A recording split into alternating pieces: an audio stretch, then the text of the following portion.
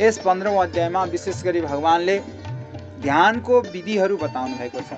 जो पुण्यात्मा स्वीकृति जनले ध्यान गर्ने र योगको मार्ग अर्थात् योग गर्ने र ध्यानको विषयमा यहाँ बताउनु भएको छ। त्यसको व्याख्या यस अध्यायमा गरिन्छ भने हाम्रो शरीर कस्तो किसिमको छ। एउटा व्यवहारिक शरीर छ, एउटा पारमार्थिक शरीर छ। दुई किसिमका शरीरको व्याख्या गर्नुभएको छ। यहाँ गरुडजी प्रश्न गर्नुहुन्छ भगवानसँग, हे प्रभु, हे भगवान, धर्मात्मा पुरुष स्वर्गको सुख भोगेर विमल कुलमा उत्पन्न हुँदछ अनि त्यस कारण आमाको उदरमा त्यसको उत्पत्ति कहिले हुँदछ। अब पापीहरूको उत्पत्तिको विषयमा सोधिसके। अब पुण्यात्मा चाहिँ कहिले प्रवेश गर्दछ माताको घरमा। त्यो स्वर्ग आदि लोकहरू भोगेर आएको जो सम्पूर्ण त्यस्ता किसिमका शुभ कर्महरू गरेर गएका ती पुण्यात्माहरू माताको घरमा कहिले प्रवेश गर्दछन्। अघि पापात्माहरूको विषयमा बताउनु भयो, जो 3 दिनभित्र रजस्वलाको अवस्थामा प्रवेश गर्छन्। तिनीहरू पापी अर्थात् नरकबाट आएका पापीहरू, त्यस्ता किसिमका जीवात्माहरू प्रवेश गर्दछन्। अब अन्य त्यो पुण्यात्माहरू चाहिँ कुन दिन जान्छन्। पुण्यात्मा पुरुष यस देहमा जस्तो विचार गर्दछ, जसले पुण्यात्मा शरीर प्राप्त गरेपछि सम्पूर्ण चिन्तन कस्तो गर्दछ त्यसको विषयमा पनि मलाई बताउनुहोस्। त्यो म यथार्थ रूपमा सुन्न चाहन्छु। कृपा गरेर आज्ञा गर्नुहोस्। भगवान भन्नुहुन्छ, हे गरुडजी, तिमीले यो राम्रो प्रश्न सोधेका छौ। यो अत्यन्त गोप्य विषय हो। म तिमीलाई बताउँदछु। यसको ज्ञानले मनुष्य सर्वज्ञ हुन पुग्दछ। यसलाई जान्न सक्यो, यसलाई बुझ्न सक्यो भने र यसलाई थाहा पाउन सक्यो भने यसको ज्ञानले गर्दा मनुष्य सर्वज्ञ हुन पुग्दछ, भगवानकै अंशमा पुग्न पुग्दछ। अर्थात् जुन अंशबाट आएको छ त्यही अंशको स्वरूप म हुँ भन्ने ज्ञान उसलाई हुँदछ। त्यस्तो किसिमको सर्वज्ञ हुन पुग्दछ। यस शरीरको पारमार्थिक स्वरूप भन्दछु। पारमार्थिक स्वरूपको विषयमा पहिला बताउनुहुन्छ। जो ब्राह्मणको गुणहरूले सम्पन्न योगीहरूले धारण गर्ने आधार स्तम्भ रहेको छ यही शरीर हो, मानव शरीर हो। कस्तो किसिमको छ यो। जुन शरीरमा योगीहरू षट चक्रको चिन्तन गर्दछन्, ब्रह्मरन्ध्रमा सच्चिदानन्द स्वरूपको भगवानको त्यस्तो परमात्माको स्वरूपको चिन्तन गर्दछन्, त्यसको विषयमा पनि म बताउँदछु। ल सुन हे गरुडजी। जसरी पुण्यवान पुरुष पवित्र श्रीमान धनवानका घरमा उत्पत्ति हुँदछ त्यसको विधि र मातापिताले पालन गर्नुपर्ने नियमको विषयमा पनि म बताउँदछु। ल सुन, त्यस्तो किसिमको पुण्यात्मालाई कसरी मातापिताले प्राप्त गर्ने त्यसको विषयमा नि म बताउँछु। ऋतुकालमा नारीहरू 4 दिनसम्म त्याज्य हुन्छन्। हामीले पहिल्यै बताइसकेका छौँ। जो इन्द्रका ब्रह्म हत्यादि दोषहरूद्वारा त्यसलाई प्राप्त गरेको, चौथो भागलाई प्राप्त गरेको हुनाले त्यो 4 दिन चाहिँ उनी दूषित रहन्छन्। अर्थात् त्यो पापको दोष रहेको हुनाले उनको सकिन्छ भने मुहार पनि नहेर्नु। त्यस्ता मातापिताले जसले पुण्यात्मालाई लिन चाहन्छ, ग्रहण गर्न चाहन्छ र त्यस्तो पुण्यात्मा सन्तान पैदा गर्न चाहन्छ भने 4 दिनसम्म उनी त्याज्य हुन्छन् र तिनलाई नहेर्नु भनिएको छ। चौथो दिनमा सचैलाई स्नान गर्नुपर्दछ। अर्थात् वस्त्रसहित स्नान गरिसकेपछि उनी शुद्ध हुँदछन्। वस्त्रसहित स्नान गर्नु भनेको छ। अनि त्यसपछि बताउनुहुन्छ हे गरुडजी, 7 दिनसम्म यिनी देव कार्य र पितृ कार्यमा त्याज्य रहन्छन्। अर्थात् 7 दिनसम्म देव कार्य र पितृ कार्य गर्न पनि निषेध गरिएको छ। दुईटै कार्यमा निषेध हुन्छन्। त्यस कारणले यी 7 दिनभित्र जसको गर्भ स्थित रहन्छ, अर्थात् जो माता बन्दछिन् भने तिनीहरूको सन्तानहरू दूषित विचारका हुन्छन्, मलिन विचारका हुन्छन्। त्यस कारणले गर्दा 7 दिनभित्र गर्भाधारण सक्यो भने नगर्ने। अब 7 दिन कटेपछि धेरै जस्तो जो रात्रिमा गर्भ रहेमा त्यसबाट पुत्र पैदा हुने सम्भावना बढी हुँदछ। बिजोर रात्रिमा यदि त्यो गर्भ स्थित भएको छ भने छोरी अर्थात् पुत्री पैदा हुने सम्भावना बढी रहन्छ। त्यस कारणले अब कुन प्राप्त गर्ने हो आफ्नो हिसाबले गर्ने। ल, बिजोर र रात्रि र जो रात्रिको विषयमा मैले यहाँ बताएँ हे गरुडजी। अब यी दिन पहिलो 7 दिनलाई त छोड्नु नै भनिहालेँ मैले, अनि 8औं दिनबाट सुरु गर्नु। तर विशेष किसिमको पुत्र पैदा गर्ने हो भने 14औं रात्रि चाहिँ विशेष रात्रि भनिन्छ। 14औं रात्रिमा चाहिँ अत्यन्त किसिमको त्यो दिनमा जन्मिएको बच्चा छ भने त्यो निश्चित गर्भ स्थिर रह्यो भने त्यस रातिमा जन्मिएको बच्चा कस्तो किसिमको छ, अत्यन्त पवित्र किसिमको हुन्छ। त्यो पुण्यात्मा हुँदछ। निज पुरुषहरूका लागि, निज मातापिता अथवा निज पुरुषहरूका लागि त्यस्तो किसिमको त्यो अवसर कहिल्यै पनि जोड्दैन हे गरुडजी भन्नुहुन्छ। 14औं रात्रि भनेको विशेष किसिमका मनुष्यलाई मात्र प्राप्त हुनेछ। तर नारीको विशेष किसिमको गर्भ धारण गर्ने अवधि पनि भन्नुहुन्छ। 16 रात्रिलाई सामान्य मानेको छ। अर्थात् 16 रात्रिसम्म गर्भ स्थित रहन सक्दछ। त्यसभन्दा पछाडि भने सम्भावना कम हुन्छ। त्यसकारणले 14औं रात्रि चाहिँ विशेष रात्रि हो भन्नुहुन्छ। अब यहाँ के गर्नु, अब त्यसरी 14औं रात्रिमा जन्मिएको सन्तान छोरो भाग्यको खानी र धार्मिक विचारको पुत्र हुन पुग्दछ। नीचहरूका लागि यो दिन प्राप्त हुँदैन। 5औं दिन भएपछि सवस्त्र अर्थात् शैचयले स्नान गरिसकेपछि ती मातालाई विभिन्न किसिमका मिष्टान्न वस्तुहरू खान दिनु पर्दछ। मिष्टान्न भोजन गराउनु पर्दछ। तितो, पिरो, अमिलो, टर्रो, नुनिलो, चकिलो सबै निषेध गरिएको छ। हामीले केही कुराहरू अनाज छर्न पर्यो, धानको बिउ राख्न पर्यो भने साना साना ती सम्पूर्ण सफा गरेर उखलेर सम्पूर्ण किसिमको मधुरो विभिन्न किसिमको त्यो मलिलो र मसिनो जस्तो राम्रो ब्याड बनाइन्छ त्यस्तै किसिमको अनाज र बीजहरू उत्पादन हुन्छ। त्यसै किसिमले त्यो माताको गर्भाशय भनेको पनि त्यो एउटा पुण्यात्मा प्राप्त गर्नको लागि हामीले बनाउने त्यस्तै किसिमको हामीले बीज राख्नको लागि स्थान बनाउने हो। त्यसलाई शुद्ध राख्नुपर्छ। अर्थात् त्यस्ता किसिमका पिरो, अमिलो, टर्रो इत्यादि किराहरूलाई त्यसमा निषेध गरिएको छ। 5 दिनबाटै त्यो भोजनहरूमा मिष्टान्न भोजन र मधुर किसिमका मिठा चिजहरू त्यसलाई खान दिनुपर्दछ। अनि जब गर्भधारण गरिन्छ त्यसको पनि संस्कार रहेको छ। गर्भधारणको संस्कार छ। हाम्रो 16वटा संस्कार मध्येमा गर्भधारण संस्कार पनि रहेको छ। गर्भधारण संस्कार गरेर मात्र गर्भधारण गर्नुपर्दछ भन्नुहुन्छ यहाँ। त्यस कारणले गर्दा माला लगाएर, पान खाएर, शुद्ध वस्त्र, नवीन वस्त्र, नयाँ वस्त्र लगाएर आरामदायी शय्यामा बसेर अनि यसरी गर्भधारण गर्नुपर्छ। रात्रि पनि गणना गरेर त्यसरी गर्नुपर्दछ। त्यस कारणले गर्दा गर्भधारण भनेको त्यसै हुँदैन। गर्भधारण संस्कार भनेर बताएको छ। त्यस कारण गर्भधारण, पुंसवन, सीमन्तोन्नयन यी सम्पूर्ण नामाकरण यो सम्पूर्णको एउटा 16वटा संस्कार पुग्दछ। जन्मदेखि मृत्युसम्म हामीले गन्यौँ भने 16वटा संस्कारयुक्त हुनुपर्दछ। जुनसुकै जीवात्मा मनुष्य भएर आएको हो त्यसको 16वटा संस्कार भनेर बताएको छ। त्यस कारणले गर्दा जस्तो स्वभावको चिन्तना गरिन्छ त्यो गर्भाधानको अवस्थामा त्यस्तै किसिमको सन्तान पैदा हुन्छन्। त्यस कारणले मातापिताले अब के गर्ने? परमात्मामा उनै प्रभुको ध्यान गर्दै त्यो गर्भाधारण गर्नुपर्दछ। अन्त्य यामति सा गति अर्थात् अन्तिम अवस्थामा जे मति हुन्छ त्यही गति हुन्छ भनेर बताएको छ। यसको विषयमा श्रीमद् भागवतमा प्रष्ट लेखिएको छ। भरत महाराज एउटा राजपाट छोडेर जङ्गलमा जानुभयो। सम्पूर्ण राज्यको राजा गर्ने त्यस्ता भूमिका अधिपति महाराजले आफ्ना सन्तानलाई सम्पूर्ण रूपमा राज्य सुम्पेर अब म परमात्माको ध्यान गर्छु भनेर कालीगण्डकी, कृष्ण गण्डकी भनेको कालीगण्डकीको तीरमा पुलह आश्रमको नजिकै जहाँ हामी मुक्ति क्षेत्र जानको लागि बेनी भन्दा केही अगाडि छ त्यहाँ छ कालीगण्डकीको पुलह आश्रममा अर्थात् गलेश्वर भगवानको मन्दिर, शिवजीको मन्दिर। हामी मुक्तिनाथ गएकालाई थाहा होला त्यो। त्यहाँ गलेश्वर भगवानकै आसपासमा बसेर त्यसरी ध्यान गर्न लाग्नुभयो भरत महाराज। दैववश त्यहाँ एउटा मृगिणी आइपुगिन्। कतैबाट सिंहको ठुलो गर्जना भएर तिनी मृगिणी झम्म कालीगण्डकीमा हाम त फालिन् तर उहाँको त्यो मृगको प्राण गयो, मृगिणीको प्राण गयो। उनी गर्भिणी थिइन्, बच्चा चाहिँ पैदा हुन पुगेछ। त्यो अत्तालिएर फर्रालेको हुनाले, त्यो अत्तालिएर धेरै आत्तिएको हुनाले बच्चा चाहिँ वायुवेगले बाहिर आइपुग्यो। अब राजाले देख्नुभयो बालक बच्चा छ, पानीमा परिसकेको छ, अब यसको उद्धार त गरिदिनु पर्यो। अब ती मृगिणी त मरिहालिन्। तिनै मृगको शावकलाई ल्याएर जङ्गलमा आफै बस्ने कोटीमा लगेर पाल्नुभयो। अब खुवाउन पिउनु पर्यो, बालकको पोषण त गर्न पर्यो। दुध पनि छैन, दुध पनि खोजेर ल्याउन थाल्नुभयो। अनि कलिला कलिला घाँसहरू, मुन्टाहरू टिपेर तिनै मृगको बालकलाई पाल्न थाल्नुभयो। रत्तिनुभयो उहाँ। यतिसम्म मोहित हुनुभयो तिनै मृगको शावकमा, त्यतिसम्म चित्त गाड्नुभयो राजा भरतले। उहाँले सम्पूर्ण रूपमा दिनरात त्यो मृगभन्दा केही पनि देख्न छाड्नुभयो। एक दिन यस्तो समय आयो त्यो मृगको झुन्ड आउँदाखेरि त्यो मृगको बालक भागिदियो। त्यो मृगको शावक बिना भोजन पनि गर्दैन हुँदै त्यो राजाले। त्यस्ता भरत राजाले, जो सम्पूर्ण राजपाट छोडेर आएका राजाले अन्तिममा एउटा भोजन पनि मृगको बालक बिना नगर्ने त्यस्तो किसिमको अवस्थामा पुग्नुभयो। त्यो मृगको बालक जुन दिनदेखि हरायो त्यही दिनदेखि मनमा एउटा किला गर्न पुग्यो, शोकको किला गर्न पुग्यो।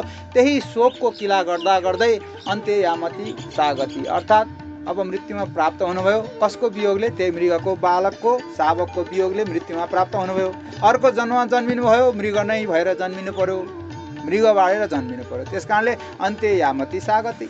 त्यस कारणले जस्तो किसिमको मातापिताले हृदयमा सङ्कल्प गर्दछन् त्यस्तो बालक उत्पन्न गर्दाखेरि अथवा गर्भाधारण गर्दा जस्तो किसिमको मनमा हृदयमा त्यस्तो भावना आउँदछ त्यस्तै किसिमको बालक पैदा हुन्छ भन्नुहुन्छ। अब भरत राजाको चरित्र वर्णन गर्ने हो भने अझै धेरै छ। उनै मृग भए, अब म संक्षेपमा भनिदिन्छु। दोस्रो जन्ममा मृग भए। अब पशु योनिमा भगवतको भक्ति गर्न सकिन्न, त्यस कारणले गर्दा ज्ञान चाहिँ पूर्व स्मृति चाहिँ थियो उहाँमा, किनभने त्यो धर्म पढ्नु भएको थियो र पूर्व स्मृति परमात्माप्रति थियो। उनी अलग बस्नुहुन्थ्यो झुन्डमा पनि। त्यस्ता किसिमले मृग योनिमा पनि भक्ति त गर्न सकिन्नथ्यो, तर परमात्मालाई हृदयमा धारण गर्दै फेरि पुनर्जन्ममा ब्राह्मणको पुत्र भएर जन्मिनुभयो। ब्राह्मणको घरमा एउटा छोरा भएर जन्मिनुभयो र उहाँ जड भरत भनेर चिनिनुभयो। जड भरत भनेको के हो? उहाँको संस्कार भयो, यज्ञोपवीत भयो, सम्पूर्ण भयो। यज्ञोपवीत भएपछि पढ्न पठायो गुरुकुलमा, घरबाट पढ्न पठायो। अब त पढेर आयो, हृष्टपुष्ट छ, सन्तुष्ट छ। अब पढेर आएको छ, गर्ला नि त केही भनेर अनि सम्पूर्ण रूपमा दाजुहरूले भने आज फलानु ठाउँमा चाहिँ नि धान फलिरहेको छ, त्यहाँ चराचुरुङ्गी धेरै रहेका छन्, गएर कुर्जा। जानुभयो। गुरुकुलबाट आएदेखि नै झन् उहाँको स्वभावमा उग्र परिवर्तन। जतिखेर भो कोठामा बस्ने, हरिनाम जप्नुभन्दा अरू कामै छैन। खाना दिए खाने, नखाना दिए हरिनाम जप्ने बस्ने। अब भएन यसरी कोठामा थुपाएर धान कुर्न त पठाउनु पर्यो, धान कुर्न भनेर पठाएको। अनि बाबु धान हेरिस् त? हेरेको हेरे गरेँ, गएर हेरेको खेतमा धान एक गेडा पनि छैन, अनाज। के गरिस् त भने खोइ चराहरू आएका थिए, खाएका थिए। हेर भनेको म हेरेको हेरै छु, हेरेको हेरै छु। सम्पूर्ण रूपमा त्यो भयो। अब हृष्टपुष्ट शरीर थियो, अब भएन, यसलाई यो ड्युटी पनि सुहाएन। अब यसलाई खन्न लाउनु पर्यो, खनजोत गर्नलाई कति अर्कालाई ज्याला गुरुवा तिर्नु। अब खन्न पर्यो भनेर भाउजूहरूले सल्लाह गरेर ल खन्न त बाबु भनेर पठाएको। यहाँ खन्न लागेको, खनेको खनेर आए, सबै खेत खनेर भएछ। कति खनेर गएछ भनेर हेर्न गएको त एक ठाउँमा डोब लगाएको, त्यही डोबबाट अगाडि बढेको छ, कहाँ पुगेको थाहा नै छैन, पत्तै छैन। सम्पूर्ण खने, पृथ्वी नै खनेर आइसक्यो। अब त्यति एउटा जग्गाको कुरा उहाँ पुगिसक्यो, यहाँ अर्काको उहाँ भक्तपुरदेखि लिएर कहाँ पुगिसक्यो खनेर। ल भएन, यो पटमुर्ख भयो, अब यसलाई पालेर कुनै अर्थ छैन, छोडिदेऊ, उसकै परमात्माको ध्यान गरोस्, यसलाई छोडिदेऊ भन्नुभयो। उनै परमात्माको ध्यान गर्दै गर्दै जङ्गलमा जाँदा कुनै राक्षसगणले समातेर लगे। दैत्यका सरदार हुनुहुन्थ्यो। दैत्यका सरदारको स्वभाव रहेको थियो, एउटा प्रतिज्ञा गर्नुभएको थियो। दैत्यहरू स्वभावैले क्रूर हुँदछन्। देवी भगवतीमा एउटा पशु बलि चढाउने उनीहरूको चाहिँ भाकल रहेछ। उनै भरत राजालाई पक्रिएर लगे। ती भरतलाई लगियो, उहाँ केही चुक्क बोल्नु भएन। भगवती माताको अगाडि राखेर जब शिर नुहाएर अब तिनै दैत्यराजले भोग दिन भनेर लाग्नुभयो, भगवती भद्रकाली त्यहाँ उत्पन्न हुनुभयो, प्रकट हुनुभयो। भगवती भद्रकालीलाई पनि असह्य भयो। यस्तो किसिमको अकिञ्चन भक्तलाई आज नबोल्यो भनेर यसलाई पटमूर्ख जड भरत भनेर चाहिँ परिवारले यसो हेला गरेर पठाए। तर भगवत भक्तिमा लागेको यस्तो किसिमको अकिञ्चन भक्तलाई आज यिनीहरूले पशु बलि जस्तै गरेर मानव बलि दिँदैछन् भनेर सम्पूर्ण दैत्यको संहार गरिदिनु भयो। र भरत राजा त्यहाँबाट उम्केर जानु भएर रहुगणको पासमा गएर राजा रहुगणलाई पनि सम्पूर्ण रूपमा दिव्य ज्ञानहरू आफूले ती नै परमात्माका ज्ञानहरू दिलाइदिनु भएर रहुगणको पनि ती राजा रहुगणको उद्धार गरिदिँदै आफू सम्पूर्ण रूपमा भजन गरेर तर्नुभयो। त्यस कारणले अन्त्य यामती सागती, अर्थात् अन्तिम अवस्थामा राजाले एउटा मृगको झुन्डमा परेर मृगको शावकलाई भेटेर चाहिँ जानु भएर सम्पूर्ण रूपमा उही जन्ममा तर्नुपर्ने कहाँ राजा तेस्रो जन्मसम्म भोग्नु पर्यो। त्यस कारणले गर्दा त्यस्तो किसिमको भावना नराख्नु भन्नुहुन्छ। यो संक्षेप कथा बताएँ मैले। यहाँ भन्नुहुन्छ, हे गरुडजी, जस्तो गर्भाधानको समयमा पुरुषको हृदयमा जस्तो स्वभाव रहन्छ वा माताको हृदयमा जस्तो स्वभाव रहन्छ त्यस्तै किसिमको भावना रहेको हुनाले त्यस्तै किसिमको स्वभाव भएको सन्तान पैदा हुँदछ। त्यस कारणले गर्दा सम्पूर्ण भगवानमा लीन भएर परमात्माको त्यो पुण्यात्माको प्राप्ति गर्नको लागि त्यस्तै किसिमको भावना राख्नु पर्दछ। जब त्यसरी गर्भमा त्यो बालक आउँदछ, त्यो सन्तान छोरो कुशल परम आनन्दको दाता हुँदछ।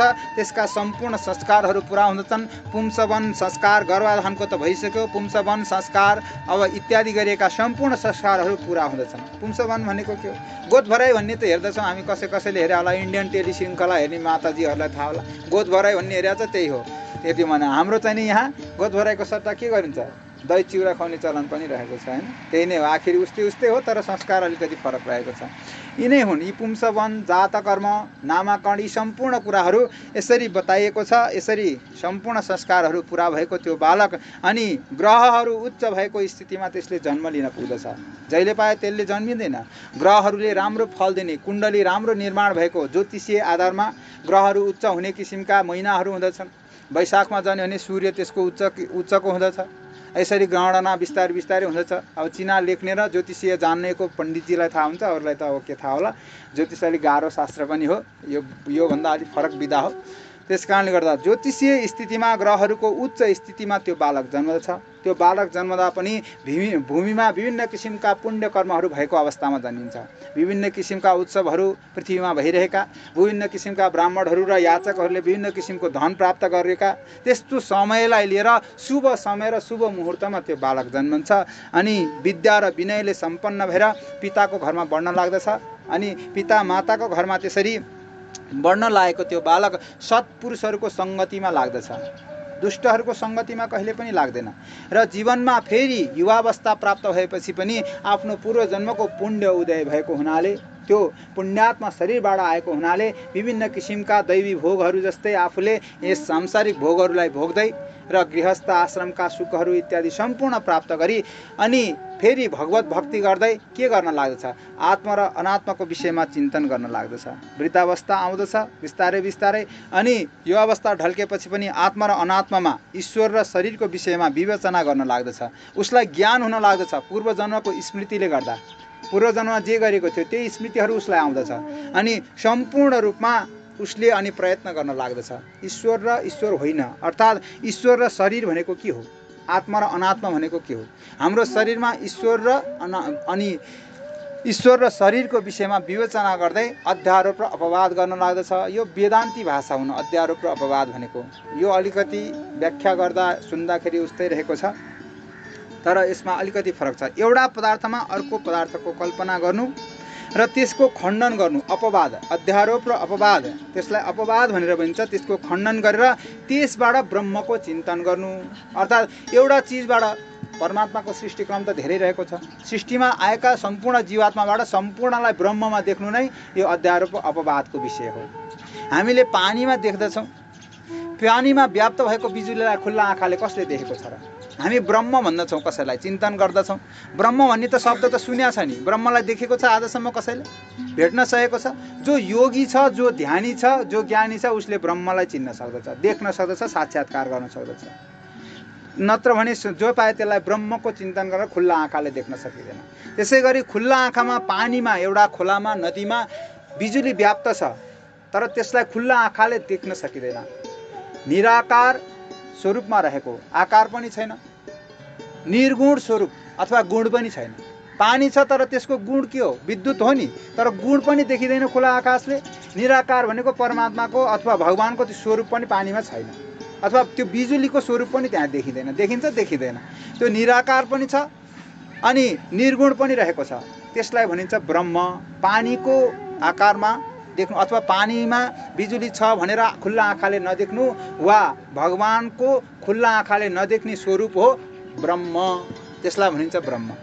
अब त्यही पानीलाई हामीले कुनै विद्युतीय यान्त्रिक पद्धतिद्वारा, वैज्ञानिक पद्धतिद्वारा त्यसलाई उत्पादन गरियो, उत्पादन गरेर तारमा पठाइयो, तर हामीलाई अझ पनि त्यहाँ गएर के गर्न सक्दैनौँ? त्यसलाई खुल्ला आँखाले देख्न सक्दैनौँ। सगुण निराकार भनिन्छ यसलाई। अर्थात् सगुण भनेको त्यो गुण त छ नि त्यसमा, तर खुल्ला आँखाले बिजुली हो भनेर तारमा हेरेर देखिन्छ र? देखिन्न। जब त्यसलाई स्पर्श गरिदिन्छ गुण थाहा हुन्छ। ओहो, यसले त झड्का हान्दो रहेछ, यसलाई छोयो भने त करेन्ट लाग्दो रहेछ, यसमा करेन्ट रहेछ, पानीबाटै आएको चिज हो नि। अब सम्पूर्ण परमात्माको सृष्टिक्रममा आएका जीवात्मा भूतहरूमा हामीले हृदयमा हात राखिदियो भने, चाहे कुकुर होस्, चाहे बिराला होस्, चाहे मानव होस्, चाहे दानव होस्, सम्पूर्णको हृदयमा हात राख्ने बित्तिकै ढुक ढुक गर्छ। हो, परमात्माको घटघट निवासी परमात्मा चाहिँ त्यही हुनुहुन्छ। परमात्मा स्वरूपमा हुनुहुन्छ। परमात्मा कस्तो हुनुहुन्छ? सगुण हुनुहुन्छ, तर निराकार हुनुहुन्छ। देखिँदैन खुला आँखाले, सम्पूर्णको हृदयमा देखिन सकिन्छ? देख्न सकिँदैन, तर अनुभव गर्न सकिन्छ, अर्थात् छुन सकिन्छ। तारमा प्रवाहित भएको करेन्टको स्वरूपमा हामीले यहाँ वर्णन गऱ्यौँ। अब अब खुल्ला आँखाले हेर्न पर्यो। हामीलाई विश्वास केमा लाग्छ? धेरै जब देखिन्छ अनि विश्वास हुन्छ हामीलाई। ए, नदेखेको कुरालाई विश्वास गर्ने हो र? देखेको कुरालाई विश्वास गर्नु पर्यो नि। नदेखेको कुरा त हो कि होइन के थाहा? ब्रह्मलाई कसैलाई के थाहा? परमात्मालाई कसैलाई के थाहा? त्यो बिरालाको भित्र पनि हृदयमा त्यो परमात्मा छ कि छैन हामीलाई के थाहा? खुल्ला आँखाले देखाएको छ र? छैन। तर हामीलाई खुल्ला आँखाको खुब विश्वास लागेको छ र हामी दौडिन्छौँ कसको पछाडि? मूर्तिको पछाडि, परमात्माको पछाडि दौडिँदैनौ, ब्रह्मको पछाडि दौडिँदैनौ, भगवानको चाहिँ खुब विश्वास लाग्छ। हेरेका छौँ नि त, खुल्ला आँखाले देखेका छौँ, विभिन्न किसिमका लीला गर्नुभएको छ। कृष्ण चरित्र हेरेका छौँ, रामचरित्र हेरेका छौँ, पढेका छौँ, सुनेका छौँ, विभिन्न किसिमका आफ्ना पुर्खाहरूद्वारा वर्णन गरिएका छन्, विभिन्न गुरुहरूद्वारा सत्शास्त्रहरूद्वारा वर्णन गरिएको छ। त्यसपछि भगवान चाहिँ हुनुहुन्छ है, विश्वास लाग्छ हामीलाई। थोरै भए नि विश्वास छ भगवानप्रति। कोही साह्रै त्यो भगवानप्रति विश्वासै नगर्ने मानिस छ भने पनि उसले एक न एक पटक भगवानको नाम लिएकै हुन्छ। कोही एउटा अत्यन्त किसिमले एउटा यस्तो किसिमको नास्तिक थियो जो चाहिँ म भगवानै मान्दिनँ बाहिर भन्दै हिँड्दथ्यो। उसको अत्यन्त किसिमको एउटा मिल्ने साथी थियो। एक दिन यसो चियो चर्चो गर्दै गरेको उसको खल्तीबाट माला र झोली निक्लियो भगवानको नाम जप्ने। ओहो, त त नास्तिक हो भन्थिस्, माला झोली चाहिँ किन राखे नि यो? अब यता कता सम्पूर्णले चाहिँ भगवान भगवान भन्छन्। अब विश्वास त मलाई छैन, म गर्दिनँ। तर पनि कहीँ कुनै कन्दरामा त्यो भगवान भन्छ सबैको जय गर्छन्, म सधैँ कल्याणको लागि चाहिँ उसको लागि चेतना गर्छु, त्यस कारणले एक दुईवटा नाम म पनि जप्दिन्छु। त कतै छस् भने पनि मेरो नि कल्याण गर्दै खुसुक्क भनेर म यता कता राम नाम जप्नको लागि झोली माला हालेको छु गोजीमा। त्यस्ता किसिमका भक्त।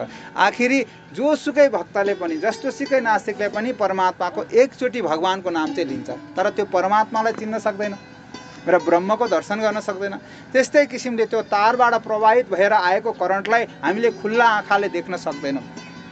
अब गुण त छ, गुण आइसक्यो, अब खुल्ला आँखाले देख्न नसकेको मात्र हो।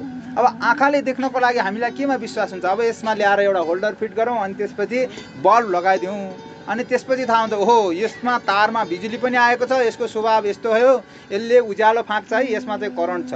बल्यो भने करेन्ट छ, बलेन भने गयो तारमा, छैन करेन्ट। हामीलाई ज्ञान हुन्छ, खुल्ला आँखामा विश्वास छ नि त, बत्तीप्रति विश्वास भयो। अब यसले यसको स्वरूप कालो निलो कुनै पनि होइन, यसको स्वरूप भनेको जस्तो चिम लगायो त्यस्तै किसिमको प्रकाश फाल्दछ, तर यसले दिने उज्यालो भनेको सेतो किसिमको छ, प्रकाश फाल्दो रहेछ। यो बिजुलीको काम के रहेछ? प्रकाश फाल्दो रहेछ।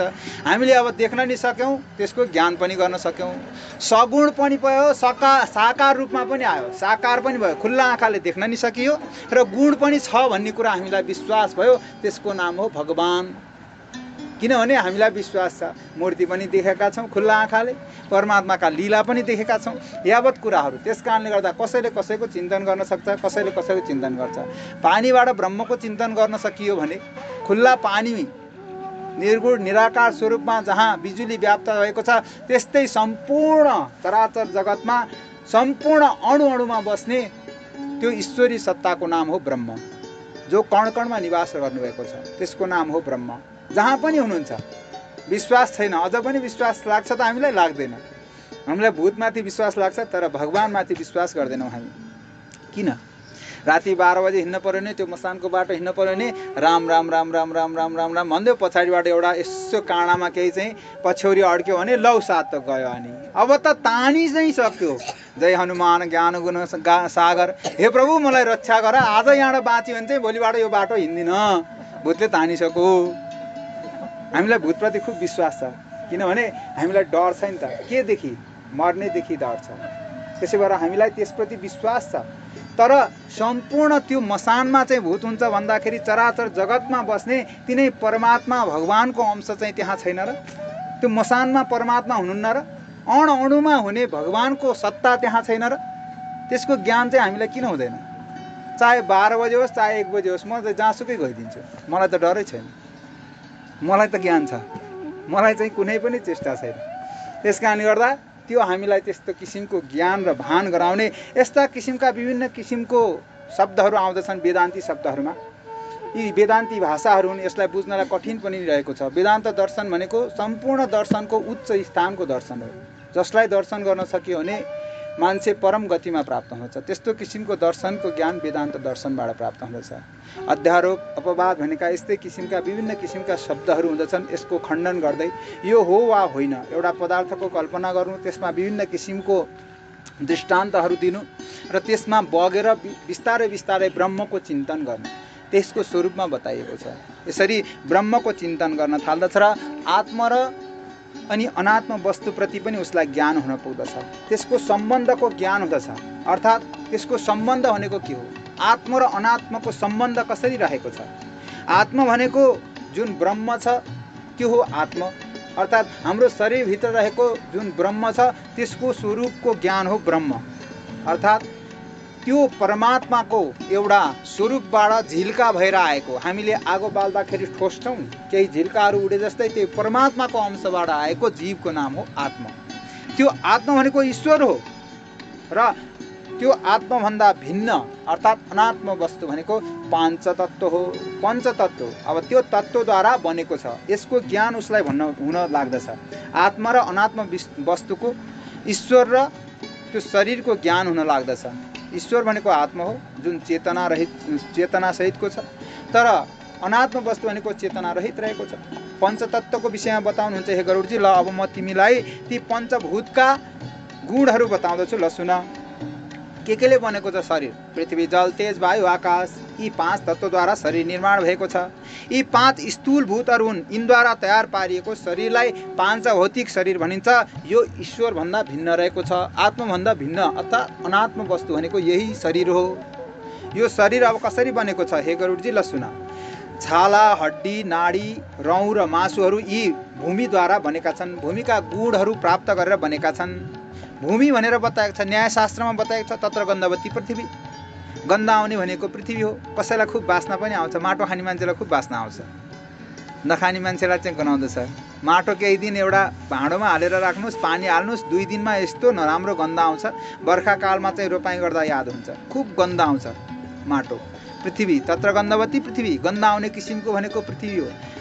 हाम्रो छालालाई घोटेर हेर्नुहोस्, छाला भनेको के हो? यहाँ पनि आयो। छाला केबाट बनेको छ? पृथ्वी तत्त्वबाट। छालामा एकछिन यसो रगडेर हेर्नुहोस्, नराम्रो किसिमको गन्ध आउँछ जसमा। त्यसबाट तत्र गन्धवती पृथ्वी, पृथ्वी तत्त्वले बनेको शरीर रहेको छ। यसमा छाला, हड्डी र नाडी भनेको नसाहरू र रौँहरू पृथ्वी तत्त्वद्वारा बनेका छन्।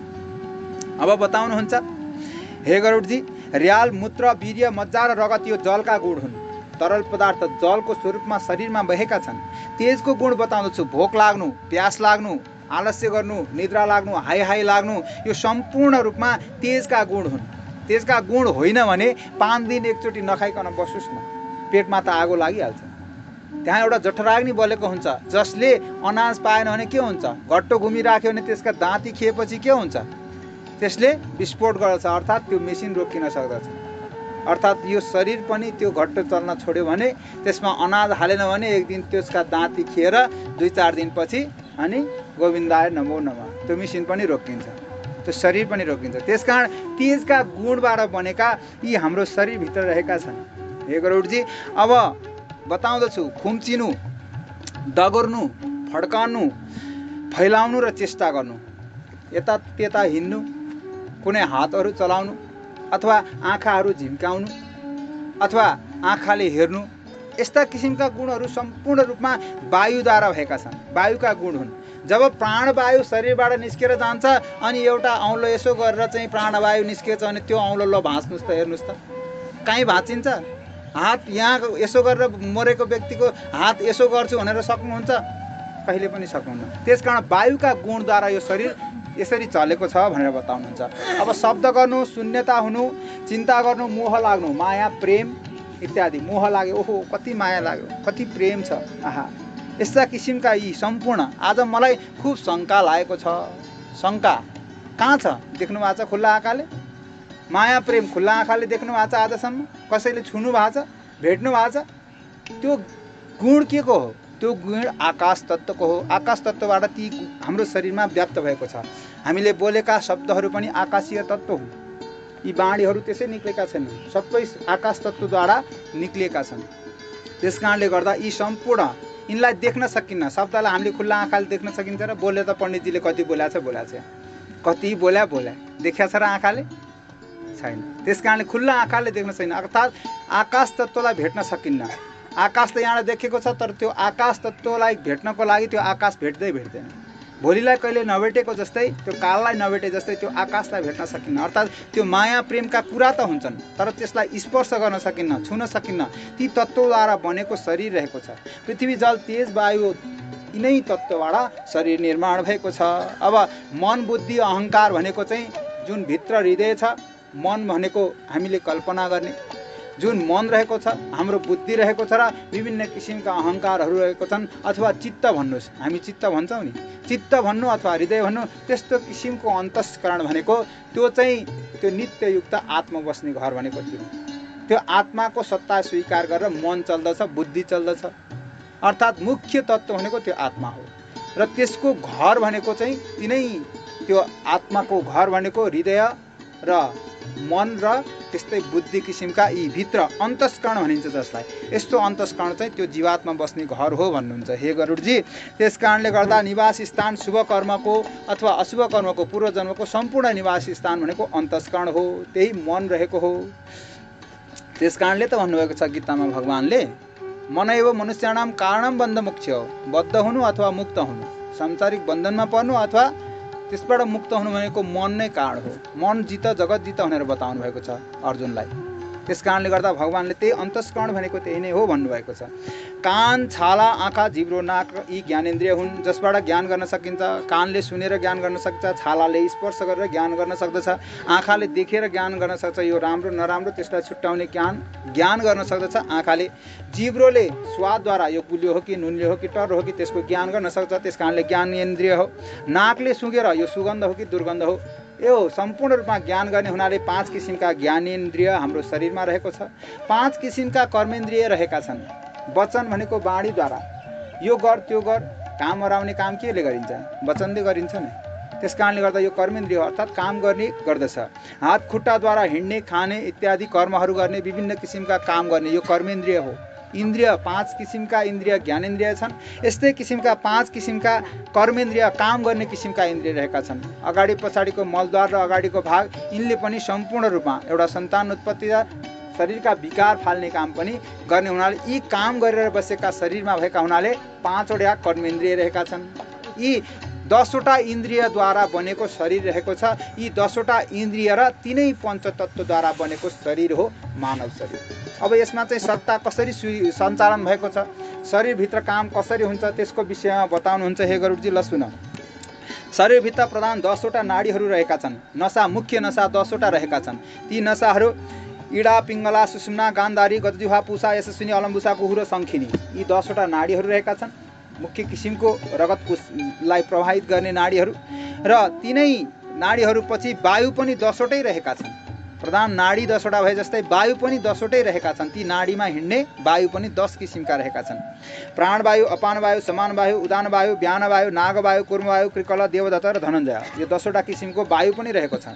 अब यो वायु चाहिँ कसरी बहन्छ, हाम्रो शरीरमा कहाँ कहाँ चाहिँ वायुको शरीरमा बहेको छ त्यो वायुको विषयमा बताउनुहुन्छ। हृदयमा प्राणवायु रहन्छ। जुन प्राणवायु हृदयबाट निक्लेपछि गोविन्दाय नमो नमः उहाँको दर्शन हुन्छ। त्यस कारण हृदय भनेको के रहेछ, अन्तस्करण भनेको के हो, त्यो बस्ने स्थान, प्राणवायु बस्ने, प्राणवायु भनेको त्यही जीवात्माको स्वरूप त्यही हो। त्यस कारणले गर्दा हृदयमा त्यही प्राणवायु बसेको हुन्छ अन्तस्करणमा। गुदामा, अपानमा नामको वायु रहन्छ। तल्लो भागमा हामी कहिलेकाहीँ यसो हात हम्किन्छौँ नि, अपान नामको वायु। नाभि मण्डलमा समान नामको वायु, नाइटो स्थानमा। कण्ठदेशमा, घाँटीमा उदान नामको वायु। सम्पूर्ण शरीरमा हिँड्ने वायुको नाम हो व्यान नामको वायु, जसले सम्पूर्ण शरीरमा काम चाहिँ मुख्य गर्ने वायुको नाम भनेको व्यान नामको वायु हो। मुख्य काम गर्दा चाहिँ उसले गरेको हुन्छ। हामीले खाएका वस्तुहरूलाई यतातता पुर्याउने, रस विकारहरू छुट्याउने इत्यादि सम्पूर्ण व्यान नामको वायु हो। सम्पूर्ण शरीरमा हिँड्न सक्छ, ऊ चाहिँ एक स्थानमा बस्दैन। कहिलेकाहीँ यता भुक्लुको गर्छ, कहिले यता भुक्लुको गर्छ, हिँडिरहेको हुन्छ त्यो वायु, व्यान नामको वायु। त्यस कारणले गर्दा व्यान नामको वायु चाहिँ सम्पूर्ण शरीरमा हिँड्दछ हे गरुडजी। डकार आउँदाखेरि नाग नामको वायु। उन्मिलन भनेको आँखा चिम्लने र उघार्ने गर्दछौँ हामी, त्यो पनि वायुद्वारा भएको हो। त्यस कारणले गर्दा त्यसमा चाहिँ उन्मिलन गर्दाखेरि चाहिँ त्यसमा कुर्म नामको वायु बसेको हुँदछ। कुर्म नामको वायुद्वारा हामी आँखा चिम्लने र उघार्ने गर्न सक्दछौँ। भोक लाग्नु र छिक्का हुनु, अर्थात् भोक लाग्यो अथवा हाच्छिउँ आयो भने त्यसमा कृकल नामको वायु हुन्छ। हाई हाई गर्दा देवदत्त नामको वायु हुँदछ। कसैलाई हाई हाई आयो भने देवदत्त नामको वायुद्वारा ऊ हाई हाईमा प्रवेश गरेको छ। त्यस कारण सर्वव्यापी धनञ्जय नामको अन्तिम एउटा वायु छ, त्यो चाहिँ मरेका व्यक्तिलाई पनि छोड्दैन। अर्थात् सम्पूर्ण संसारमा बहने वायुको नाम हो त्यो धनञ्जय नामको वायु। त्यो चाहिँ व्याप्त रहेको छ, त्यो चाहिँ नित्य र शाश्वत पनि रहन्छ। एक एक गाँस गरेर खाइएको अन्नले प्राणीको शरीरलाई पुष्ट गर्दछ, हामीलाई थाहा छ। शरीर कसरी बाँचेको हुन्छ, त्यो अनाज खाएन भने त बाँच्दैन। त्यसले गर्दाखेरि नै त्यही चिजबाट हाम्रो शरीर बाँचेको छ, हामीलाई ज्ञान छ। तर त्यहाँभित्र कार्य चाहिँ कसरी हुन्छ अब विज्ञानले आफ्नै हिसाबले बताउला, यहाँ धर्मशास्त्रले आफ्नै हिसाबले बताएको छ। त्यहाँभित्र कसरी काम हुन्छ ल सुन हे गरुडजी। बिहान नामको वायु जुन सम्पूर्ण शरीरमा हिँड्दछ त्यो वायुले खाएको अन्नको जुन अन्न र रसहरू हाम्रो शरीरले प्राप्त गर्दछ, अनाज र रसहरूलाई दुई भागमा छुट्याउँछ। अन्नलाई एकातिर, रसलाई एकातिर छुट्याउने काम गर्छ भित्र पेटमा। अनि त्यसलाई छुट्याइसकेपछि जल हामीले जसरी भात पकाउनको लागि तयारी गर्दछौँ, अनाज पकाउनको लागि तयारी गर्दछौँ, त्यस्तै किसिमले अनाज र जललाई एक ठाउँमा छुट्टै गरेर हामीले चामल हाल्यो भने अनाजमा मिसेर बस्छ र पानीमा घुल्दैन नि, तल पिरमा गएर बस्छ। त्यस्तै किसिमले हामीले खाएका अनाजहरूलाई तल राख्छ, पानीलाई माथि राख्दछ। अब आगो बाल्न पर्यो, कसरी गर्ने? अब त्यहाँ एउटा हुँदछ भित्रपट्टि हुँदछ जुन त्यहाँ वायु हुँदछ, एउटा वायु पैदा गर्दछ, आफैमा वायु हुँदछ बिहान नामको वायु। अब त्यो वायुले हम्किन लाग्दछ जठराग्निलाई। जठराग्नि बाल्नको लागि के गर्छ उसले, त्यहाँ पङ्खा हुँदछ, एउटा घुम्ने घट्टो हुँदछ, त्यसलाई बिस्तारै बिस्तारै त्यो बिहान नामको वायुले वायु प्रवाहित गर्दछ। धेरै वायुको चाप भयो भने आपसमा चाहिँ घोटियो भने के हुन्छ? आगो उत्पन्न हुन्छ। दुईटा बाँसहरू बेसरी हावा लागेको बेलामा कहिलेकाहीँ बाँसबाट आगो लागेर बाँसको झाङ बलेको पनि देख्न सकिन्छ। यो कुरा याद गर्नु भने थाहा हुन्छ। दुईटा काठहरू अत्यन्त रगडियो भने के हुन्छ? हावाद्वारा धेरै रगडियो भने के हुन्छ? आगो पैदा हुँदछ। त्यस कारणले गर्दाखेरि त्यस्तै किसिमको आगो बिस्तारै झिल्का पैदा हुँदछ र अनि त्यो बिहान नामको वायुले फेरि हम्किँदछ त्यो सानो आगोलाई, अनि त्यो पङ्खा घुम्न लाग्दछ।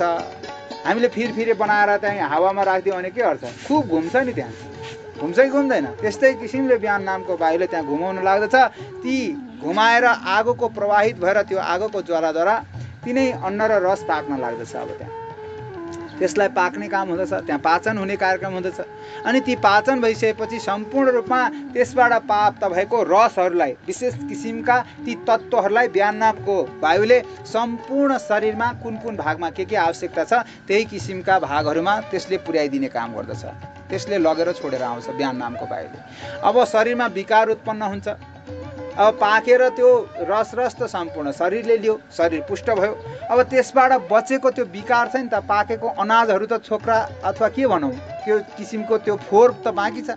फोहोरलाई निकाल्ने काम पनि विभिन्न किसिमका स्थानबाट बिहान नामको वायुले सघाउँदछ र ती 12वटा द्वारबाट बाहिर जान्छ। शरीरमा 12 किसिमका प्वाल हुँदछन् त्यस्ता विकार जाने। हामीलाई त एउटा थाहा छ, एउटा भन्दा बढी थाहा छ त? थाहा छ? एउटा त हामीलाई थाहा छ, बिहान भएपछि हामीलाई थाहा भइहाल्छ है। एउटाको चाहिँ ज्ञान छ, अरूको ज्ञान छ छैन। 12 किसिमका द्वार बताउनुहुन्छ हे गरुडजी। ल सुन, 12 किसिमका ती ढोकाहरूबाट त्यो मलहरूलाई बाहिर, विकारहरूलाई त्यो बाहिर फाल्ने काम गर्दछ। अब कान, आँखा, कान कतिवटा? 2टा। आँखा कतिवटा? 2टा। गन्दै जानुहोस् है आफै। ल, चाडा भए नाक 2टा, 6वटा भए। जिब्रो एउटा, 7वटा भए। दाँत एउटा, 8वटा भए। नाभि, नाइटो स्थान 9वटा हो। नङ 10वटा भयो। गुह्य र अगाडि र पछाडिको भाग जोड्नुहोस्, तलको 12वटा स्थान भए। यही 12 स्थानबाट मलहरू बाहिर, विकारहरू बाहिर निक्लिन्छन्।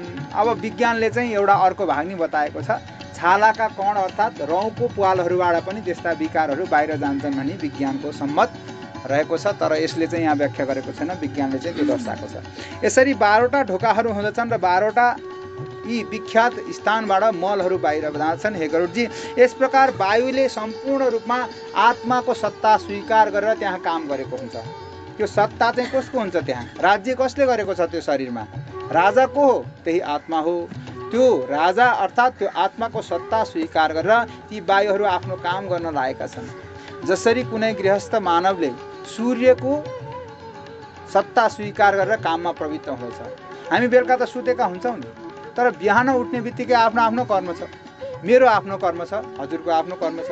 तर कहिले सूर्यनारायण जब उदाउनुहुन्छ त्यसपछि आफ्नो आफ्नो कामको विभाजन भए जस्तै त्यस्तै वायुहरू पनि सम्पूर्ण रूपमा त्यो सुतेपछि, सुतेको बेलामा त्यो कुनै वायु पनि हिँड्दैनन्। त्यस कारणले कहिलेकाहीँ प्राणवायु पनि ब्रह्माण्डमा घुम्न गएको हुन्छ। सुतेको बेलामा शरीर यताउता नचलाउनुहोस्। कहिलेकाहीँ फर्केर भेटेन भने, शरीर भेटेन भने फेरि वहीँ गएर पुगिदिन्छ। फेरि त्यो वायु वहीँ गएर मिल्दछ। त्यस कारणले गर्दाखेरि त्यही बताएको छ। जब सूर्य उदाएपछि सत्ता स्वीकार गरेर मानवहरू आफ्नो काममा प्रवृत्त हुन्छन्, त्यस्तै हाम्रो आत्मा उदाएपछि अर्थात् आत्मा बिउजेपछि हामीलाई ज्ञान हुन्छ। जब आत्मा बिउजछ अनि चेष्टा गर्न लाग्छ मानव, यता जाने हो कि त्यता गर्ने हो कि यो गर्ने हो कि त्यो गर्ने हो कि, सम्पूर्ण यी वायुद्वारा हुने कर्महरू सम्पूर्ण वायुहरूले आत्माको सत्ता स्वीकार गरेर शरीरमा कर्म गरेका छन्। हे गुरुजी, यो भनेको पारमार्थिक शरीर हो। यसलाई पारमार्थिकको विषयमा र मनुष्यको दुई रूपको विषयमा अझ बताउनुहुन्छ। यो पारमार्थिकको विषयमा त अब म बाँकी फेरि पनि बताउँछु। अब यहाँ व्यवहारिक शरीरलाई नै बुझ म बताउँछु। पहिला व्यवहारिक शरीर भनेको विज्ञान सम्मत र संसार भौतिकतामा जन्मिएको एउटा शरीर चाहिँ कस्तो हुँदछ त्यो हामीले जानेकै कुरा हो। यहाँ बताउनुहुन्छ। हे गरुडजी ल सुन। व्यवहारिक शरीरमा सामान्यतः 3.5 करोड रौँहरू रहेका छन्। 3.5 करोड एउटा स्वस्थ शरीरमा युवावस्थामा हुँदछ। बिहान बालक पनि होइन, धेरै वृद्ध पनि होइन। जब सम्पूर्ण रूपमा बीचौँ स्थानमा छ, मध्य स्थानमा छ, त्यतिखेर चाहिँ सम्पूर्ण शरीर बनेर हृष्टपुष्ट, अब बढ्नु पनि छैन, अब घट्नु पनि छैन भनेको स्थानमा स्वस्थ रहेको अवस्थामा मात्र यहाँ कल्पना गरेको। अब सानो बालकको त सम्पूर्ण हड्डी बनेकै हुँदैन, कसरी व्याख्या गर्ने, त्यसको वर्णन होइन। यो सम्पूर्ण रूपमा मध्यम स्थानको 3.5 करोड रौँहरू रहेका छन् एउटा शरीरमा। 7 लाख केसहरू रहेका छन्। अपवाद भएन भने 20वटा नङ र 32 दाँत हुँदछन्। सम्पूर्णको हुने त यही हो, तर कसैको अपवाद हुनसक्छ। त्यसमा चाहिँ त्यो जन्मको आधारले फरक हुनसक्छ। 1000 तोला मासु एउटा शरीरमा रहन्छ त्यो उमेरको त्यो अवस्थामा। 400 तोला रगत, 40 तोला भेदा, 280 तोला छालाहरू र 48 तोला मज्जा भनेको हड्डीभित्र रहने मासीहरू रहन्छन्। महारक्त भनेको रगतका कोशिकाहरू जसले रगत निर्माण गर्दछन्। त्यस्ता किसिमका महारक्तहरू 2 पाउ रहेका हुँदछन् भने 1 पाउ रुधिर भनेको सन्तान उत्पादन गर्ने जुन रुधिर भनिन्छ, त्यस्ता किसिमका तत्त्वहरू धातुहरू 1 पाउ रहेको हुन्छ भने सम्पूर्ण शरीरमा 308 हड्डीहरू रहेका हुन्छन्। विज्ञानमा त हामीले 206 भनेर पढेका थियौँ, यहाँ चाहिँ भन्नुहुन्छ भगवान्ले 308। त्यसमा पनि फरक होला। अब विज्ञानको आफ्नै गणना छ, यहाँ परमात्माको आफ्नै गणना छ। हे गरुडजी, त्यस कारणले 308 हड्डीहरू रहेका छन् र शरीरमा स्थूल र सूक्ष्म नाडीहरूको सङ्ख्या करोडौँ रहेको छ। त्यसको सङ्ख्या भगवान्ले नि यहाँ गणना गरेर बताउनु भएको छैन। यसलाई बताउनु भएको भए विज्ञानले आज के गर्थ्यो, मान्छे मरेको बचाइदिन्थ्यो। तिनै नाडीहरूलाई आजसम्म भगवान्ले किन नबताउनु भएको? कुनै पनि शास्त्रमा नाडीको उल्लेखै छैन। लाखौँ नाडी छन्, आजसम्म कसैले केलाउन सक्दैन, किनभने त्यो सृष्टि क्रममा आएको कुरा हो। आज विज्ञानले पनि केलाउन सक्दैन। त्यो केलाउने भने मरेको मानिसलाई पनि बचाउन सक्छ। ती नाडीहरू र धमनीहरू यति छन्, एउटा हृदयमा त कति धमनी छन्, कति छन्, शिराहरू भन्छ, धमनीहरू भन्छ। यी साना साना रौँ जस्ता चाहिँ यस्ता नसाहरू त शरीरमा साना साना पुवालहरू कति छन्। यस्ता रौँ किसिमका नसाहरूको त अनगिन्ती नाडीहरूको सङ्ख्या करोडौँ छ त्यो शरीरमा भनेर बताउनुहुन्छ। त्यस कारण 200 तोला पित्त रहन्छ, 25 तोला कफ रहन्छ एउटा शरीरमा। निरन्तर उत्पन्न हुने मलमूत्रको प्रमाण छैन। मलमूत्र भनेको जति खायो त्यति। त्यस कारणले निरन्तर उत्पन्न हुने मलमूत्रको प्रमाण यहाँ व्यक्त गरिँदैन। यी गुणहरूले युक्त भएको शरीर भनेको व्यवहारिक शरीर हो, हामीलाई जानेको र बुझेको शरीर यति मात्र हो। अब पारमार्थिक शरीर भनेको के हो? अघि बताएका तीनै शरीर जो पञ्चतत्त्वले बनेको छ, तिनीहरूमा विराट स्वरूपको चिन्तना गर्न सकिन्छ भने त्यो पारमार्थिक शरीर हो। अर्थात् भगवानको अंशबाट आएको जुन जीवात्मा, जुन आत्माको सत्ता स्वीकार गरेर विभिन्न किसिमका पृथ्वी, जल, तेज, वायु, आकाशद्वारा निर्मित भएको शरीर, त्यस्तो किसिमको शरीरमा सम्पूर्ण तिनै भगवानको निवास स्थानको चिन्तना गर्नु वा ध्यानद्वारा त्यसलाई प्राप्त गर्नु नै पारमार्थिक शरीर हो भनेर बताउनुहुन्छ। हे गरुडजी ल सुन। त्यसमा के छन्? योगीहरूले धारण गर्ने त्यो ब्रह्माण्डमा बताएका सृष्टिक्रममा आएका सम्पूर्ण कुराहरू र षड चक्रहरू पनि यो शरीरमा रहेका छन्। त्यहाँ के छन्? पारमार्थिक शरीरमा 14 भुवन रहेको छ, लोकहरू रहेका छन्, 7 पर्वतहरू पनि त्यहीँ रहेका छन्, 7 द्वीपहरू रहेका छन्, 7 समुद्र पनि त्यही शरीरमा चिन्तना गर्न सकिन्छ। सूर्यादि नवग्रहहरूको पनि चिन्तना त्यसैमा हुँदछ। सम्पूर्ण रूपमा भगवानले गीताको 11औं अध्याय अध्ययन गर्यो भने थाहा हुन्छ, धेरै गर्नु पर्दैन। गीताको 11औं अध्यायमा विराट स्वरूपको दर्शन दिनुभएको छ अर्जुनलाई। त्यो 11 अध्यायको सम्पूर्ण श्लोकहरूको अर्थ पढ्नुभयो भने विराट स्वरूपको भागी मानव आफै हुँदछ। जुनसुकै मानवले पनि 11 अध्याय गीताको अध्ययन गर्यो भने सम्पूर्ण आफूलाई विराट स्वरूपमा स्थापित गर्न सक्दछ, ध्यान योग गर्न सक्दछ, अर्थात् त्यो ध्यानलाई प्राप्त गर्न सक्दछ। तर बिना गुरुको गर्ने आदेश छैन। बिना गुरुको ध्यान गर्यो भने जीवको पतन हुन्छ भनेर यहाँ पनि बताउनुहुन्छ अहिले पछि। त्यस्तो किसिमको लोकहरूको सृष्टिक्रमको वर्णन शरीरमा चिन्तन गरेर जब ध्यान गर्दछ भने पारमार्थिक शरीरलाई उसले प्राप्ति गर्दछ भनेर बताउनुहुन्छ। हे गरुडजी ल सुन, त्यसको पनि म बताउँदछु विभिन्न किसिमले योगीहरूले ध्यान गर्ने र त्यो ध्यान गर्दाखेरि प्राप्त गर्ने शरीरको विषयमा म तिमीलाई बताउँछु र तिनको गुणहरूको विषयमा पनि म तिमीलाई बताउँदछु। ल सुन, जसको भावना गर्ने बित्तिकै जीव विराट स्वरूपमा पुग्दछ। एउटा जीवात्मा भगवानबाट आएको अंश भगवानकै स्वरूपमा आफूलाई प्राप्त गर्दछ, जसको ध्यान र सङ्कल्प गर्नाले मात्रै। ती गुणहरू छन् खुट्टाको तल माथि, खुट्टाको पैतालाभन्दा तल रहेको छ, माथिल्लो भागमा अतल, बितल र दुवै घुँडामा स्थानमा सुतल, तिग्रामा महातल, तिग्राको मूल भागमा तलातल र गुह्य देशमा कम्मर प्रदेशमा रसातल र कम्मर प्रदेशमा पातल। अर्थात् यसरी 7वटा लोक तल शरीरको तल्लो स्थानमा रहेका छन्। यी सृष्टिक्रममा आएका लोकहरू शरीरभित्रै रहेका छन्। अब अन्य 7 लोक भनेको माथि रहेका छन्, त्यो कम्मरभन्दा माथि रहेका 7 लोक भन्नुहुन्छ। अब नाभिको नाइटोको भित्रपट्टि भूलोक रहेको छ, नाभिको नाइटोको केही माथिल्लो भागमा भूवलोक, हृदय स्थानमा स्वर्गलोक रहेको छ, कण्ठ देशमा महलोक, मुखमा जनलोक र ललाटमा तपोलोक रहेको छ र ब्रह्म अर्थात् ब्रह्मरन्ध्रमा सत्यलोक रहेको छ। यसरी 7 लोक पनि त्यहीँ रहेको छ, जहाँ सत्यलोक ब्रह्मरन्ध्र भनेको छ, जहाँ परमात्माको निवास स्थान सत्यलोकको पनि यही शरीरमा चिन्तना गरिन्छ।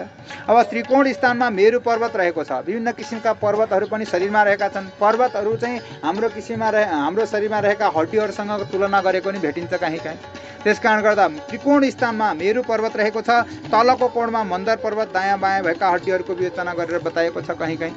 त्यस कारणले गर्दाखेरि तलको कोणमा मन्दर पर्वत, दक्षिण कोणमा कैलाश पर्वत, बायाँ कोणमा हिमालय पर्वत, ऊर्ध्व रेखामा निषद पर्वत र दक्षिण रेखामा गन्धमादन पर्वत, आँखाका दायाँ बायाँ देब्रे रेखामा रमण पर्वत, यी यस्ता किसिमका 7 कुल पर्वतहरू पनि शरीरमै विराजमान रहेका छन्। पारमार्थिक शरीरको चिन्तन गर्ने अवस्थाको कुराहरू यहाँ बताउनु हुँदैछ। ध्यानमा प्राप्त गर्नुपर्ने शरीरको विषयमा बताउँदै हुनुहुन्छ। अस्थि स्थानमा, हड्डी स्थानमा जम्बुद्वीप, मज्जामा साकटद्वीप, मासु स्थानमा कुशद्वीप, सिराहरूमा क्रौञ्चद्वीप, त्वचा छालामा साल्मली द्वीप, रौँ समूहहरूमा गोमेद्वीप र नङहरूमा पुष्कर द्वीप रहेर यसरी 7वटा सागरहरू द्वीपहरू पनि यसै शरीरभित्र रहेका छन्। अब 7वटा सागरहरू पनि रहेका छन्। मूत्रमा छार समुद्र, छार भनेको के हो? नुनिलो, नुनलाई छार भनिन्छ। त्यस कारणले समुद्रमा के भनिन्छ? नुनिलो समुद्र, छार समुद्र भनेर बताएको छ। त्यस कारणले गर्दा मूत्रमा छार समुद्र, दुधमा क्षीर समुद्र, क्षीर भनेको दुध, दुध स्थानमा क्षीर समुद्र, मज्जा स्थानमा घृत समुद्र, मज्जा भनेको मासीहरूमा घिउको समुद्र, घृत समुद्र, रसमा रस समुद्र, रुधिरमा दधि समुद्र, जुन धातुहरू छ त्यसमा दहीको समुद्र, दधि समुद्र, अनि कण्ठको घाँटीको भित्र स्थानमा सुसादो नामको जलको समुद्र गरेर यस्ता किसिमका 7 समुद्रहरू पनि यही शरीरमा चिन्तना गरिन्छ। अब नाद चक्रमा सूर्यनारायण हुनुहुन्छ। माथिल्लो स्थानमा ध्यान गर्दाखेरि सूर्य, चन्द्र यी सम्पूर्ण नवग्रह पनि शरीरमै रहेका छन् भनेर स्थापित गर्दछन्।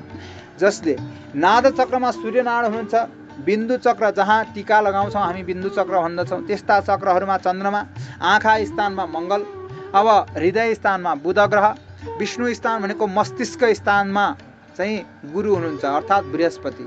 बृहस्पति बलियो भने कुण्डलीमा त्यो भएर धेरै पढ्छ भन्छन्, ज्ञानी हुन्छ भनेर बताइन्छ। हामीले बताउँदा त्यसै गरी बताउँछौँ, चिना हेर्नु पर्यो भने। बृहस्पति अत्यन्त राम्रो भएको मानिस अत्यन्त ठुलो हुँदछ, ज्ञानी हुँदछ, मानी हुँदछ भनेर भन्नुपर्दछ। तर शुभ रहेको बृहस्पति त्यस्तै ठाउँको बृहस्पति भयो भने भन्ने गरिन्छ हामीले। बृहस्पति भनेको के कारण हो? मस्तिष्कको कारक हो। बृहस्पति राम्रो भएको मान्छेले अत्यन्त तीक्ष्ण बुद्धि हुन्छ, धेरै पढ्दछ, यही बताइएको छ ज्योतिषमा। त्यस कारणले मस्तिष्क स्थानमा गुरु बसेको, अनि वीर्य स्थानमा शुक्र र नाभि स्थानमा नाइट्रो स्थानमा शनि, मुखमा राहु र वायु स्थानमा भने हाम्रो वायुमा केतु रहेको छ। यसरी सम्पूर्ण सूर्यादि नवग्रहहरू पनि यस शरीरमा चिन्तन गरिन्छ। यो ध्यानमा प्राप्त गर्न सकिन्छ, व्यवहारिकमा यो कहिले पनि प्राप्त गर्न सकिन्न। व्यवहारिक शरीरले प्राप्त गर्न सक्दैन, यो पारमार्थिक शरीर भइसकेपछि मात्र प्राप्त गर्ने गुण हो। यो विराट दर्शन गर्नलाई त्यसै खुल्ला आँखाले सकिन्न, ध्यानद्वारा मात्र प्राप्त गर्न सकिन्छ। हे गरुडजी, यसरी शरीरमा नवग्रहको मण्डल पनि रहेको छ। आफ्नो शरीरलाई सम्पूर्णको निवास स्थान र आकृतिहरू यस्तो यस्तो स्थानमा बसेको छ भन्ने जानेर त्यसलाई चिन्तना गरिसकेपछि प्रतिदिन चिन्तना गरोस्, तर कहिले?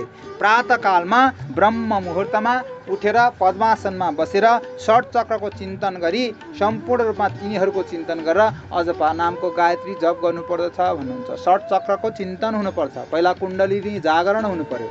षट चक्र भनेको ती 6वटा चक्रहरूलाई कुण्डलिनी भनिन्छ। त्यो 6वटा चक्रहरूलाई जागृत गरेपछि कुण्डलिनी जागरण हुन्छ र अन्तिममा ध्यानद्वारा परमात्मालाई प्राप्त गर्न सकिन्छ। अर्थात् त्यो अजपा नामको गायत्री जपेर नित्य मुक्त भएर त्यो परमात्मालाई प्राप्त गर्न सकिन्छ भन्ने यो ध्यान योगका कुराहरू यहाँ बताउनुहुन्छ। त्यस कारणले गर्दा हे गरुडजी यहाँ बताउनुहुन्छ षट चक्रको चिन्तन गरेर ब्रह्म मुहुर्तमा। ब्रह्म मुहुर्त किन भनेको? ब्रह्मलाई प्राप्त गर्न सकिने, अर्थात् त्यो ब्रह्म स्वरूपको परमात्मामा लाई प्राप्त गर्न सक्ने हुनाले ब्रह्म मुहुर्त भनेको छ। त्यो मुहुर्त कहिले आउँछ? हाम्रो बिहानको सूर्योदय हुनुभन्दा 2.5 घण्टा अगाडि ब्रह्म मुहुर्त हुँदछ भनेर बताएको छ, आरम्भ हुँदछ र सूर्योदयसम्म पनि त्यो ब्रह्म मुहुर्त रहँदछ। सूर्योदय पश्चात ब्रह्म मुहुर्तको रहँदैन, त्यसको अर्थ छैन सूर्योदय पश्चातको। त्यस कारणले गर्दा यो बताउनुहुन्छ अजपा नामको गायत्री जप गरोस् हे गरुडजी। अजपा नामको गायत्री कस्तो किसिमको छ? जसले मुनिहरूलाई सम्पूर्ण रूपमा मोक्ष दिने किसिमकी छन् ती अजपा नामको गायत्री, जसको सङ्कल्पले गर्दा मनुष्य सम्पूर्ण प्रकारका पापबाट तत्काल मुक्त हुन पुग्दछ अजपा नामको गायत्रीको। हे गरुडजी म बताउँछु, ल सुन। तिमीलाई उत्तम अजपाको क्रम पनि बताउँदछु, जसले नियमपूर्वक पालन गरेर जीव सदैव जीव भावलाई त्यागिदिन्छ। अर्थात् त्यो सम्पूर्ण रूपमा म परमात्मा नै हुँ भनेर जसले त्यहाँ परमात्माको अंशमा आफूलाई लगेर जोडेर परमात्मामै लीन गराउन सक्छ, त्यसलाई यो क्रम र नियमपूर्वक पालन गरेर जानुपर्छ। त्यसको नियम पनि बताउँदछु, ल सुन। मूलाधार, स्वादिष्ठान, मणिपूरक, अनाहत, विशुद्ध र आज्ञा, एउटा यी 6वटा चक्रहरू रहेका छन् शरीरमा। यी 6 चक्रलाई कहाँ कहाँ स्थानमा राख्नु पर्दछ? मूलाधार भनेको हामी पलेटे कसेर पद्मासनमा बस्दछौँ भने मेरुदण्ड सिधा गरेर पद्मासनमा बस्दाखेरि जहाँ बसिन्छ त्यो आधार स्थान जहाँ राखिन्छ त्यसलाई आधार भनिन्छ नि त। बिना आधारको केही अड्दछ? हामीले बिना आधारको यो यसरी राख्यो भने अड्डिन्छ? केही आधार चाहियो नि। त्यो आधार स्थान अर्थात् त्यो कुण्डली मूलाधार चक्र, मूलाधार भनेको आधार स्तम्भमै हुँदछ। अब त्यहाँभन्दा माथि स्वादिष्ठान चक्र, लिङ्ग स्थानमा स्वादिष्ठान चक्र, नाइटो स्थानमा मणिपूरक चक्र, हृदय स्थानमा अनाहत चक्र, कण्ठ स्थानमा घाँटीको स्थानमा विशुद्ध चक्र र अनि आँखाका 2टा आँखी भाउको माझमा आज्ञा चक्र, अनि ब्रह्मरन्ध्रमा। यसरी सम्पूर्ण रूपमा ब्रह्मरन्ध्रमा परमात्माको अन्तमा चिन्तन गर्नुपर्दछ। यो अजपा नामको षट चक्रको ध्यानको विधि बताउनुहुन्छ। मूलाधार चक्र कस्तो किसिमको रहेको छ? त्यहाँ ध्यानमा प्राप्त गर्दाखेरि त्यो रहेको छ अग्निको समान, अग्निको ज्वाला जस्तो रहेको छ। त्यसमा 4वटा कमलका पातहरू रहेका छन्। ती कमलका पत्रहरूमा सदेखि बदेखि ससम्मका अक्षर छन्। ब स स स यो गरेर 4वटा पत्रहरूले पातहरूले युक्त भएको यसको घर मानेर त्यहाँ ध्यान गर्नुपर्दछ। अनि मूलाधार पछि स्वादिष्ठान चक्र आउँदछ, जो सूर्यनारायणको जस्तो स्वरूपमा रहेको छ, सूर्यनारायणको जस्तो तेज रहेको छ, जहाँबाट जठराग्नि प्रवाहित हुँदछ। नाभि स्थान अथवा के अरे उत्पत्ति स्थान अर्थात् लिङ्ग स्थानमा रहेको छ स्वादिष्ठान चक्र। अनि यसमा ब भ म य र ल गरेर 6वटा अक्षरहरूका कमलपत्रको निवास स्थान घर जानेर चिन्तन गर्न सकिन्छ यहाँ। अब मणिपूरक चक्र रहेको छ, जो नाइटो स्थानमा रक्त कान्तिको छ, रातो वर्णको रहेको छ। यसमा ड ढ अण त थ द द न प फ गरेर 10वटा अक्षरहरूले यस्ता किसिमका अक्षरहरूको घर रहेको ती कमल पत्रहरूको पात जस्तो यसरी त्यसको चक्रको ध्यान गर्न सकिन्छ। अनि अनाहत चक्र रहेको छ अर्को, जो विशुद्ध सुनको जस्तो सुनौलो वर्ण रहेको छ। यसमा कदेखि ठसम्मका 12वटा अक्षरहरूले युक्त भएका पातहरू छन्। अनि सम्पूर्ण रूपमा अब यसपछि यस्ता चक्रहरूको चिन्तन गर्दै अब विशुद्ध चक्र बताउनुहुन्छ।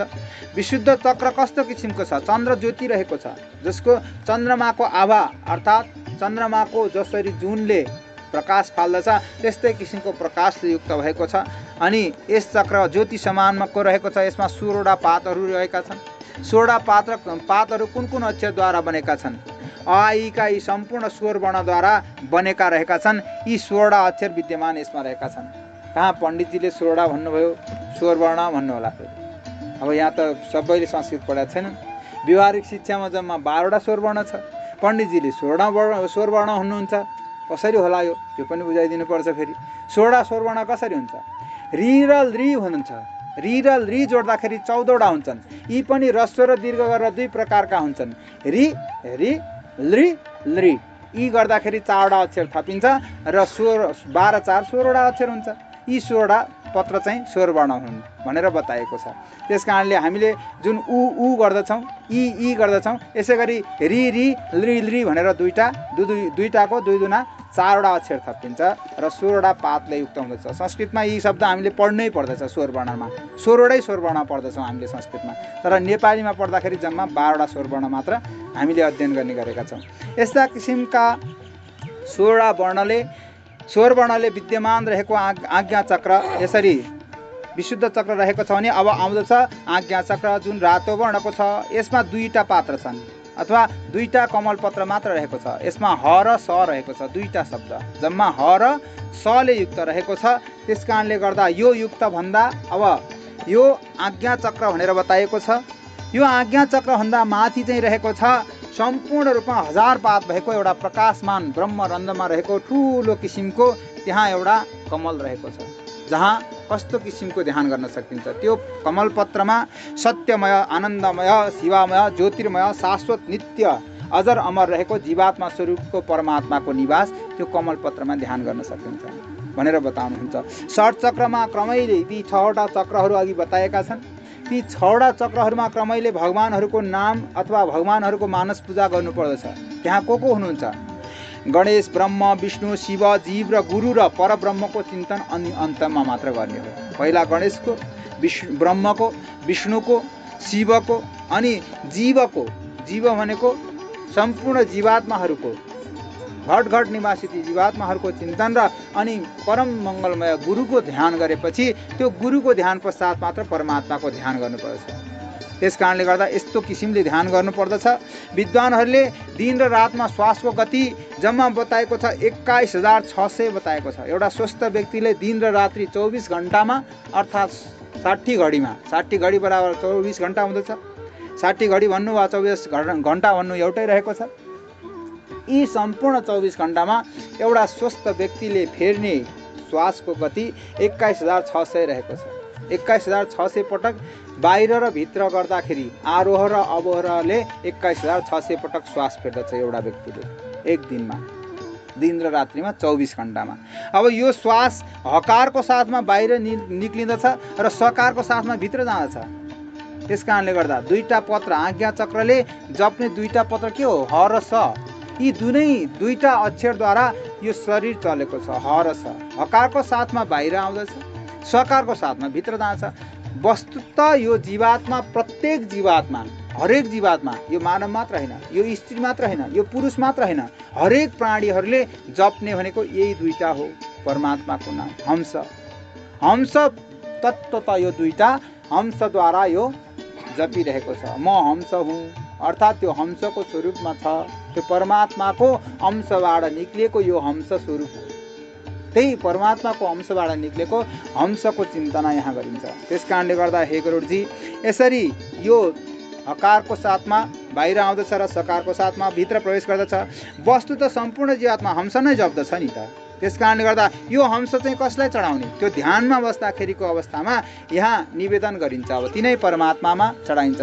गणेशलाई 600 अर्पण गर्ने श्वासको गति, ब्रह्मालाई 6000 अर्पण गर्ने, हरिको नाममा 6000 जप्ने।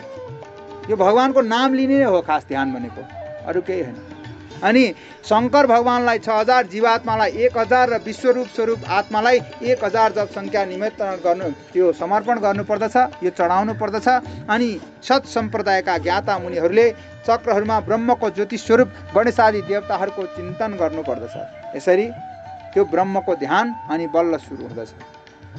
अनि यो जसले पाए त्यसले जान्दैनन् गरुडजी भन्नुहुन्छ। यो भनेको सुकदेव जस्ता परमहंस जो ज्ञानी हुनुहुन्छ त्यस्ता ध्यान गर्ने योगीहरूलाई मात्र ज्ञान हुन्छ, जसले आफ्ना शिष्यहरूलाई पनि विभिन्न किसिमका यो अहिले बताएकै किसिमका सम्पूर्ण मार्गहरू बताउनुहुन्छ ध्यानको लागि र योगको लागि। तिनै शिष्यहरूलाई ती सुकदेवहरूले पनि आफ्नो विशिष्ट किसिमको ज्ञानको उपदेश दिनुहुन्छ।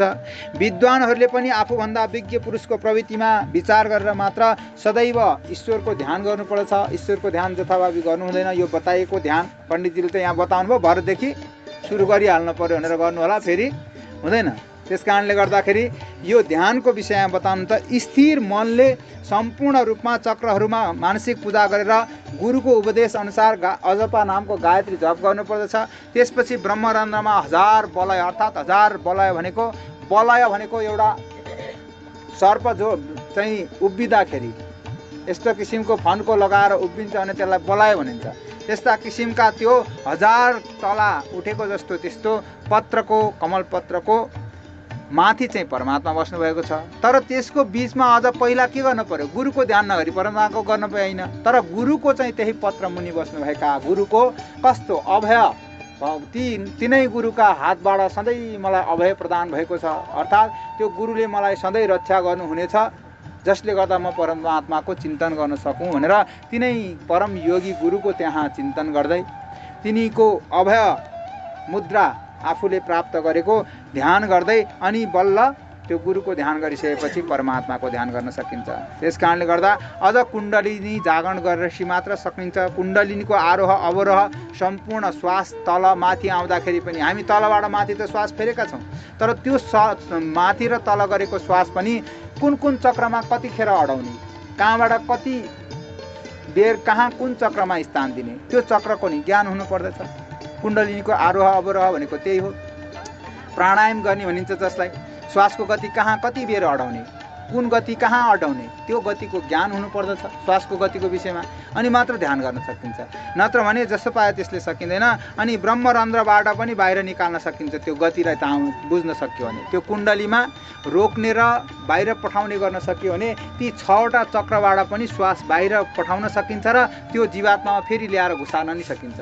त्यो त अमर हुन पुग्दछ। अर्थात् परमात्माको गोलोक धाममा नि त्यो जीवात्मा गएर प्रवेश गर्न सक्दछ र गोलोक धामबाट फर्केर त्यो शरीरमा पनि घुस्न सक्दछ। त्यसको अर्थमा त्यो ध्यानबाट प्राप्त हुन्छ। ब्रह्मरन्ध्र अर्थात् तालु स्थानबाट त्यो जीवात्मा बाहिर पठाउन पनि सक्दछ र यसरी गएर जसले ध्यान योगद्वारा आफ्नो जीवात्मा गोलोक धाममा पठाएर आफूले शरीर अब म फर्केर त्यो शरीरमा आउँदैन भनेर जाँदछ भने त्यसले नित्य शाश्वत मुक्ति प्राप्त गर्दछ। अर्थात् भगवानको पाउमा ऊ लीन हुन पुग्दछ। यो ध्यान योगको विषयमा मैले बताएँ हे गरुडजी। यस प्रकार गुरुको उपदेशले मनलाई स्थिर गरेर गर्नुपर्दछ, आफ्नो मिहिनेतले होइन। श्रीमद् भागवत महापुराणमा पनि बताएको छ, परीक्षितलाई त्यही भन्नुभएको छ। पहिला त जितासन हो, जित श्वास हो, जित सङ्ग हो भनेर बताएको छ। पहिला त आसनलाई जित्नु पर्यो। अब घन्टौँसम्म पलेटी कसेर बस्नुपर्छ। यहाँ पण्डितजीले प्रवचन गर्दा 1 घन्टा बस्दा नि यता दुख्यो घुँडा उता दुख्यो। ध्यान भनेको घन्टौँसम्म बसिन्छ, त्यसको त यति घन्टा भन्ने उनै छैन, त्यसको चिन्ता नै छैन। तर गृहस्थ आश्रममा बसेर ध्यान गर्न धेरै गाह्रो रहेको छ। त्यस कारणले गर्दा परमात्माको के गर्न सकिन्छ यहाँ बताउनुहुन्छ हे गरुडजी। यो भनेको सम्पूर्ण रूपमा बिना गुरुले गर्ने होइन ध्यानको। त्यस कारणले गर्दा बिना गुरु गर्यो भने जीवको पतन हुन्छ, त्यो पतन नै हुन्छ। त्यस कारणले गर्दा त्यसरी गर्नु हुँदैन। आसन जित, मन श्वासलाई जित। प्राणायामद्वारा श्वास जितेपछि मन जित्न सकिन्छ। मन त कन्ट्रोलमा हुनु पर्यो नि। मन नजितिकन के काम? यहाँ त बसेको छ, शरीर मात्र यहाँ छ। ओहो, घरमा गाई बाछा फुकिसक्यो कि, दुध सबै चोरेर खाइसक्यो कि, अब मन जति उता छ अनि ध्यान कहाँ लाग्छ? परमात्माको ध्यान गर्न धेरै गाह्रो रहेको छ। गाई नपाले पनि अरूलाई नि त पतिदेवले उहाँ कराइरहनु भएको छ कि, बच्चा बच्ची भोकाइसक्यो कि, कोही त होला गृहस्थ आश्रममा बसेर है। गृहस्थ आश्रममा बसेपछि एउटा न एउटा लहरो त तानिहाल्छ नि प्रभु। एउटा लहरो नभएको त कोही हुँदैन है। एउटै लहरो भएन भने त त्यो वानप्रस्थी भइगयो नि, सन्यासी भइगयो नि त्यो। अनि हो, अनि त्यही भन्दैछु म। त्यस कारणले गर्दा हे गरुडजी, अब यसरी ध्यान योगको विषयमा बताउनुहुन्छ र भन्नुहुन्छ यो भनेको अन्तर्योग हो। अर्थात् भित्रको योगिक क्रियाहरू। अन्तर्योग भनेको भित्रबाट गर्ने क्रियाहरू हो नि। यी ध्यान योग भनेको अन्तर्योग हो। अनि त्यसपछि हामीले गर्ने सदाचारहरू चाहिँ के हुन्? बहिर्योग हुन्। अब यो भनेको ब्रह्म मुहुर्तमा गर्ने। ब्रह्म मुहुर्तबाट जागृत भएपछि अब यो अन्तर्योग गरिसकेपछि बहिर्योग गर भन्नुहुन्छ। अब उठेपछि स्नान गर्ने, सन्ध्या गर्ने, धर्म कर्म गर्ने, पाञ्चायतन पूजा गर्ने, यी भनेका बहिर्योग अर्थात् बाहिर गर्ने क्रियाहरू छन्। यी सम्पूर्ण भगवानको पूजा अर्चना भनेको बहिर्योग हो। त्यसकारण अन्तर्योग चाहिँ जसले पाए त्यसलाई उत्पत्ति हुँदैन। यो जसले पाए त्यसले गर्ने कुरा पनि होइन। त्यस कारणले गर्दा शरीरको मोह भएका र सांसारिक गृहस्थ आश्रममा प्रवेश गरेका र सांसारिक संसारमा भ्रमण गरेका र भौतिकताको उपयोग गरेका सम्पूर्णलाई यो अन्तर्मुखी प्रवृत्ति चाहिँ उत्पन्न हुँदैन। त्यस कारणले हे गरुडजी म बताउँदछु त्यसको कारण वेदशास्त्र ब्रह्मा विष्णु शिव जे भने पनि सम्पूर्णले शास्त्रहरूले वेदशास्त्रहरूले सम्पूर्णको अध्ययन गरेर ती धर्मात्माहरूले ती ब्रह्मले पनि आदेश गर्नुभएको छ। ब्रह्माजीले पनि त्यसको लागि बाटो बनाइदिनु भएको छ। यो निर्णय गर्नुभएको छ कि सद्धर्म भनेको भगवानको नाम जप हो। सद्धर्म भनेको त अरू पनि हो नि, ध्यान मात्र हो र, जसले गर्दाखेरि भगवानको नामद्वारा चित्त शुद्ध हुन्छ र अनि भगवानको भक्तिले गर्दा त्यो परम पद प्राप्ति हुँदछ भने ध्यान योग त गाह्रो कुरा हो नि, अन्तर्योग गर्नलाई गाह्रो हो, सबैले सक्दैनन्। त्यस कारणले बहिर्योगद्वारा नै भगवानले सम्पूर्ण मेरो नाम जपेर सम्पूर्ण मनुष्य दुःख पाउँदैनन् गरुडजी। त्यस कारण नामको महिमा यहाँ गर्नुहुन्छ र भक्तिको मार्ग बताउनु भएको छ। वेदमा 1 लाख मन्त्र छन्, जसमध्ये 80,000 कर्मकाण्डमा प्रयुक्त भएका छन्, अर्थात् कर्मकाण्डद्वारा बनाइएको छ। कर्मकाण्ड केलाई गरिन्छ? गृहस्थ आश्रममा बसेर सम्पूर्ण गरिने सद्धर्महरू कर्मकाण्डमा बसेर गरिन्छ र 80 लाख मन्त्र वेदको त कर्मकाण्डमा मात्र छ। अब ध्यान र योगमा जम्मा रह्यो 20,000, 20,000मा 14,000 चाहिँ नि बाँड्नु भएको छ योगलाई। योगमा 14,000 मन्त्रहरू रहेका छन्। अब ध्यानमा रहेको छ जम्मा 6,000 मन्त्र। अब अन्तर्योगलाई प्राप्त गर्नलाई कति कठिन छ याद गर्नुहोस्। 1 लाख मन्त्रमा 6,000 मात्र छ ध्यानमा भनेपछि ती 6,000 मन्त्रभित्र बसेर बाँधिएर त्यो सङ्कुचित कोठामा बसेर चाहिँ नि काम गर्नलाई कति गाह्रो होला। त्यस कारणले गृहस्थ आश्रममा बसेकाहरूलाई 1 लाख मन्त्रमा 80,000 नै अर्थात् भक्ति मार्गको मार्ग नै एकदम सरल उपाय हो भनेर वेदले निर्दिष्ट गरेको छ हे गरुडजी। त्यस कारणले गर्दा जो पुण्यात्मा छन्, जो पुण्यात्मा शरीरबाट गएका छन् र जो पुण्यवान व्यक्तिहरू छन्, त्यसरी गएका पुण्यात्माहरू त्यस्तै किसिमले ती माता पिताको गर्भमा अघि बताइएका अनुसार प्रवेश गरेर तिनै 14औं रात्रि भनेर बतायो, त्यसरी गएर ती पुण्यात्माहरू त्यसरी आएर फेरि त्यस्ता माता पिताको गर्भबाट जन्म लिएर जीवन भोग भोगेर सम्पूर्ण कुराहरू भोगेर वृद्ध अवस्थामा पनि यस्तै ईश्वरीय चिन्तन गर्दै ध्यान योग र भक्ति मार्गद्वारा सम्पूर्ण पुण्यहरू आर्जन गरेर फेरि पनि त्यस्तै पुण्य लोकहरूमा प्राप्त हुँदछन्। यो विषयमा मैले बताएँ तिमीलाई हे गरुडजी। मेरो भक्तिको सम्बन्धमा अविनाशी मोक्ष प्राप्त गर्न सक्दछन् त्यस्ता किसिमका पुण्यात्माहरू फेरि पुनः मोक्ष प्राप्त गर्दछन्। यस अध्यायका विषयमा मैले सम्पूर्ण रूपमा यहाँ बताएँ। हरिओम तत्सत्। ओम अनादिनिर्नो देव शङ्खचक्र गदाधर अक्ष पुण्डरीकाक्ष प्रेतमोक्ष प्रदो भव अकालमृत्यु वरण गरेका यो कुलमा जो जति छन् मरेका पाउन् सबैले वैकुण्ठ धाम भन्दै गरौँ श्री हरिमा प्रणाम।